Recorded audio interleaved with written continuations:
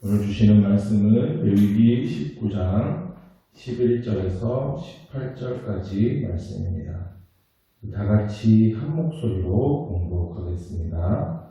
너희는 도둑질하지 말며 속이지 말며 서로 거짓말하지 말며 너희는 내 이름으로 거짓 맹세함으로 내 하나님의 이름을 욕되게 하지 말라. 나는 여호와이니라. 너는 내 이웃을 억압하지 말며 착취하지 말며 품꾼의 삭을 아침까지 밤새도록 내게 두지 말며 너는 기먹은 자를 저주하지 말며 맹인 앞에 장애물을 놓지 말고 내 하나님을 경외하라. 나는 여호와이니라. 너희는 재판할 때에 도리를 행하지 말며 가난한 자의 편을 들지 말며 세력 있는 자라고 두둔하지 말고 공의로 사람을 재판할지며 너는 내 백성 중에 돌아다니며 사람을 비방하지 말며 내 이웃의 피를 흘려 이익을 도모하지 말라. 나는 여호와이니라. 너는 내 형제를 마음으로 미워하지 말며 내 이웃을 반드시 견책하라. 그러면 내가 그에 대하여 죄를 담당하지 아니하리라. 원수를 갚지 말며 동포를 원망하지 말며 내 이웃 사랑하기를 내 자신과 같이 사랑하라. 나는 여호와이니라. 아멘. 하나님께서는 이스라엘 백성들을 가나안 땅으로 인도해 드릴 것입니다. 가나안 사람들의 죄악이 가득 찼기 때문에 그들을 토하여 내친다라고 하셨습니다. 그러므로 이스라엘 백성들은 절대로 이 가나안 백성들의 풍습을 본받아서는 안 됩니다. 이스라엘은 가나안 땅에 들어가서 하나님의 나라를 이루어야 합니다. 하나님 나라의 백성들이 그 살아가는 삶의 방식, 그것을 거룩한 삶이다 이렇게 말할 수 있습니다. 하나님께서는 지금 이스라엘 백성들에게 그 거룩한 삶을 가르쳐주고 계십니다. 레위기 19장은 거룩한 삶을 우리의 일상생활과 연결시키고 있죠. 그러니까 거룩한 삶이라는 것이 어떤 특별히 종교적이고 신비적인 삶이 아니라 우리 일상생활에서 실천할 수 있는 이웃사랑의 행동들을 거룩이라고 가르치고 있습니다. 우리가 오늘 읽은 부분은 이웃과의 관계에서 지켜야 될 그런 다양한 삶의 규례들을 다루고 있는데요. 13절에서는 내 이웃을 억압하지 말며 16절에는 너는 내 백성 중에 돌아다니며 17절에는 내 형제를 그러니까 모든 말씀이 가족과 이웃과의 관계들을 다루고 있습니다. 그 관계에서 일어나는 일들이 도둑질, 거짓, 사기, 착취, 불공정 이런 일들인데요. 이런 이웃과의 여러 가지 갈등 상황 속에서 그리스도인이 어떻게 행동해야 하는가 하는 것이 오늘 본문의 내용입니다. 그럼 하나씩 살펴보자면 11절과 12절에는 도둑질과 거짓말에 대한 내용입니다. 근데 사실 11절과 12절에 나열된 것들이 하나로 연결된 죄악이라고 할 수 있어요. 이웃의 물건을 도둑질하면 그를 속여야 합니다. 이웃의 물건을 훔친 상황이니까 그 물건을 미리 봤겠죠. 탐심을 품었을 것이고 그 사람 물건을 몰래 가져오는 거예요. 그 사람이 그럼 찾겠죠. 어디 있는지 물으면 나는 모른다고 말해야 됩니다. 그런데 아무래도 의심이 되니까 계속 물으면 하나님의 이름으로 맹세하기까지 이르게 되는 겁니다. 그 과정이 11절과 12절에 들어있는 것입니다. 그러니까 이 하나의 죄악은 여러 개의 죄악으로 계속 번져나가게 됩니다.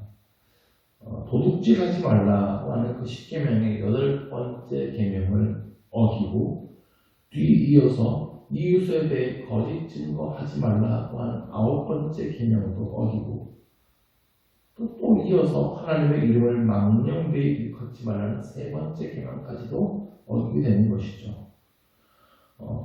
이 이웃의 것을 돕지라는 근본적인 원인은 그가 가진 물건이 탐이 났기 때문일 겁니다. 왜 남의 물건에 탐을 냅니까? 영적인 원인을 찾자면 하나님께서 채워주심을 신뢰하지 못하기 때문입니다. 하나님께서 나에게 풍성하게 필요한 것들을 채워주신다는 것을 믿으면 남의 것에 탐내지 않습니다. 나에게 있는 것들에 자족하게 되죠. 다른 사람이 가진 것도 아무리 좋아도 하나님께서 그에게 주신 것이다 라고 믿으면 그의 것 탐내지 않습니다. 하나님께서 주신 거니까요. 결국 문제는 탐심인데요. 남들보다 더 많이 가지려고 애쓰고 남의 것을 빼앗아서라도 내가 더 가지려고 애쓰는 그 탐심. 그 탐심 때문에 거짓말도 하게 되고 하나님의 이름을 팔아먹기까지 하는 것이죠. 오늘날 한국교회가 사회에서 여러 가지 신뢰를 잃어버린 이유 중에 하나가 이런 모습도 있습니다. 기도에서 그냥 무조건 복 받으라고 하면서 탐심을 부추긴 부분이 있어요. 그래서 기도는 열심히 하는데 복 받겠다고 온갖 방법들을 동원합니다. 욕심 부리고 빼앗으며 이기적인 모습을 보였어요. 그리고는 하나님께 복 받았다고 기뻐하는 것도 있었죠. 잘못된 신앙입니다. 기독교는 나 하나 잘 되는 것을 복이라고 말하지 않습니다. 아브라함에게 복을 주시면서 땅의 모든 족속이 너로 말미암아 복을 얻게 될 것이다 하셨어요. 우리를 통해 많은 사람이 복을 얻게 되는 것이 진짜 복입니다.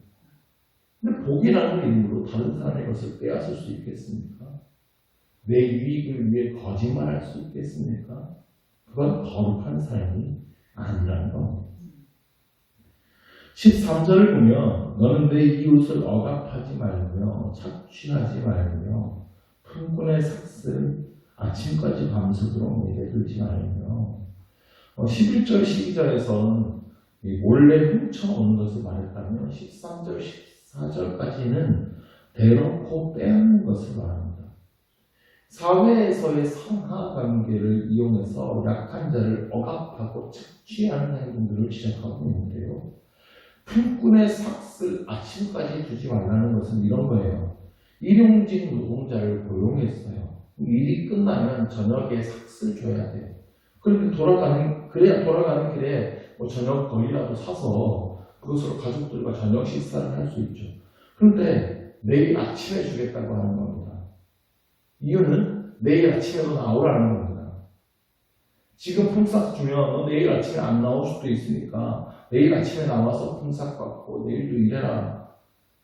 고용주 입장에서는 다음날 일할 사람을 구하지 못할까봐 이런 조치를 취하는 걸 수도 있겠지만 하루 벌어 하루 먹고 사는 사람들 입장에서는 그날 가족들과 먹을 삭스를 받지 못하는 게 되는 거거든요.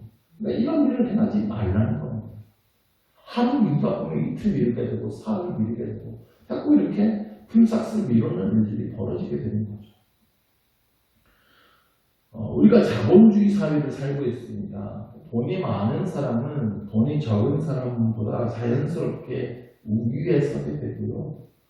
우리가 살아가는 직장에서 일터에서 사회 곳곳에서 그런 계급과 지위들이 존재하죠.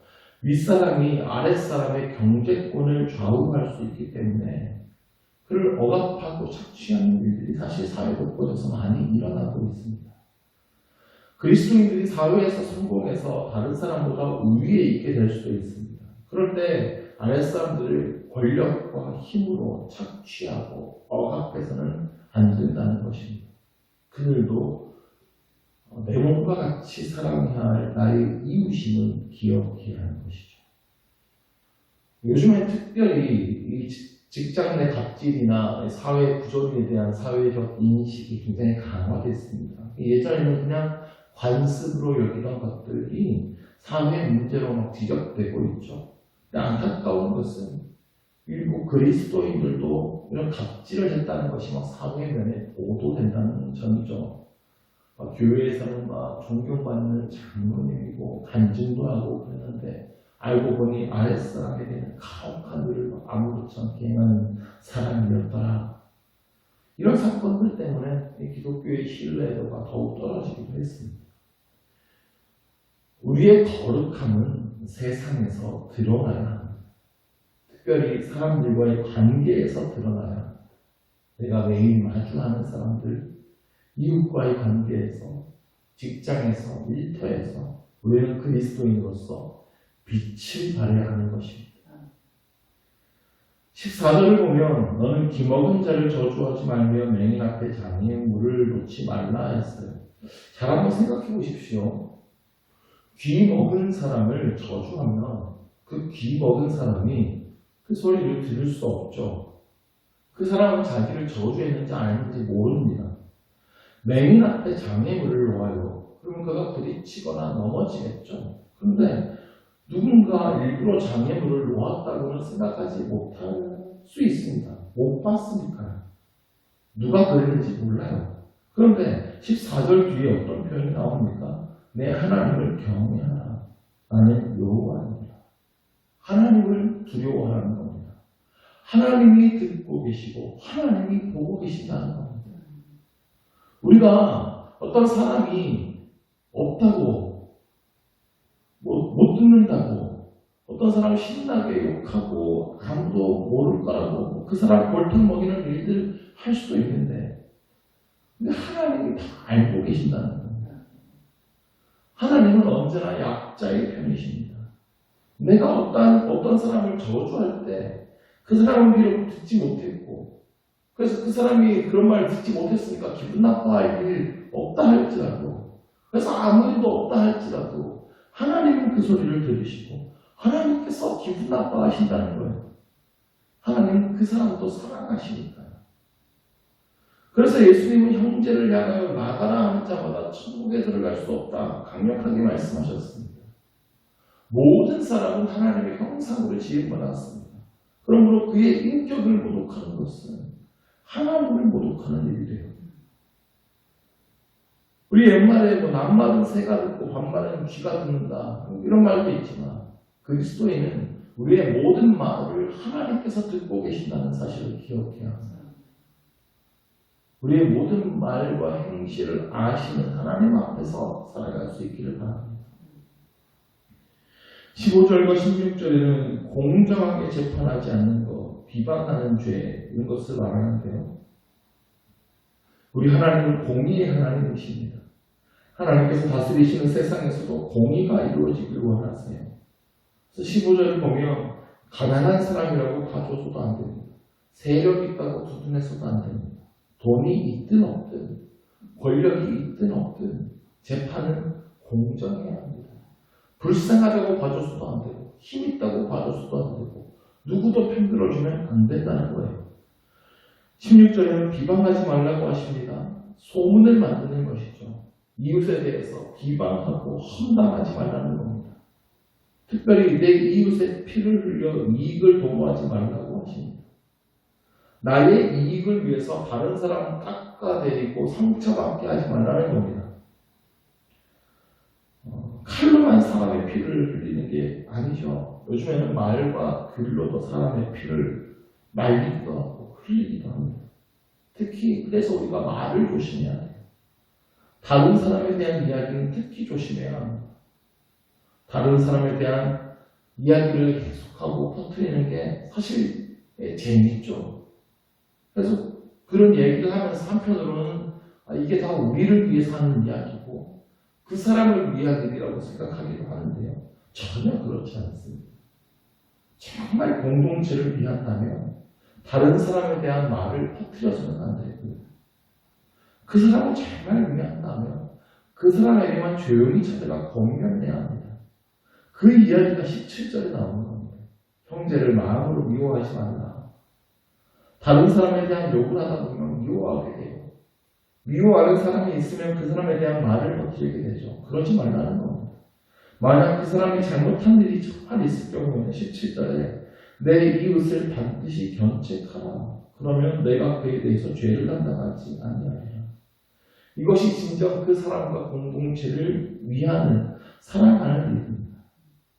이것이 거룩한 삶이라는 거예요.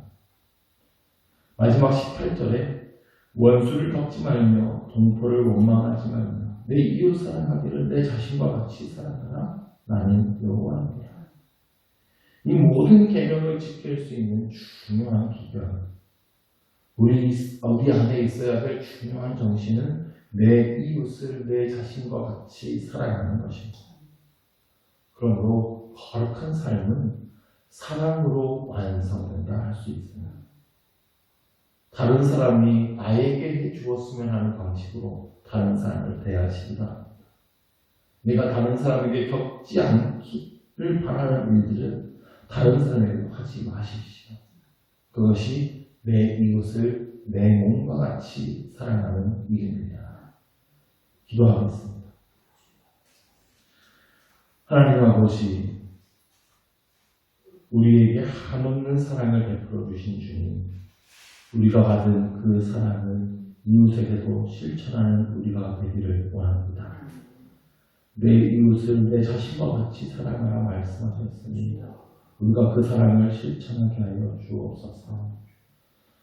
다른 사람이 나에게 해 주었으면 하는 그대로 우리가 그대로 그에게 해주게 하여 주시고, 내가 정말 화나고 싫은 그 일들은 다른 사람에게도 하지 않는, 정말 나의 이웃을 나와 같이 사랑하는 우리 모두가 되게 하여 주옵소서. 우리가 그렇게 뜨겁게 사랑하는 교회, 그 사랑으로 세상에서 칭송받는 교회가 될 수 있도록 은혜를 베풀어 주시옵소서. 예수 그리스도의 이름으로 기도드립니다.